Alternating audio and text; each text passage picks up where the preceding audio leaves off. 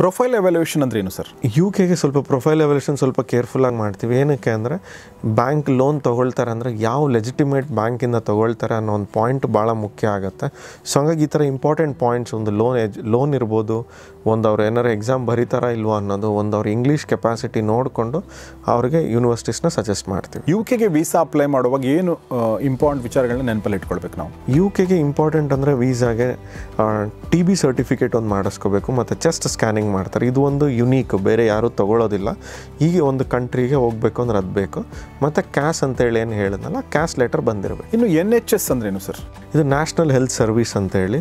ಈಗ ಇಂಡಿಯಾದಲ್ಲಿ ಇನ್ಶೂರೆನ್ಸ್ ನಾವು ಪ್ರೈವೇಟಲ್ಲಿ ಬೈ ಮಾಡ್ತೀವಿ, ಇದು ಗೌರ್ಮೆಂಟಿಂದನೇ ಬೈ ಮಾಡಬೇಕು. ಪ್ರತಿಯೊಂದು ಸ್ಟೂಡೆಂಟು ಹೋಗಬೇಕಾದ್ರೆ ಅದು 24 ತಿಂಗಳ ಕೋರ್ಸ್ ಆದರೆ ಪೂರಾ 24 ತಿಂಗಳಿಗೂ ಅವ್ರ ವೀಸಾಗನ್ನ ಮುಂಚೆನೇ ಈ ಇನ್ಶೂರೆನ್ಸ್ ಫೀಸ್ನ ದುಡ್ಡಿಸ್ಕೊಳ್ತಾರೆ.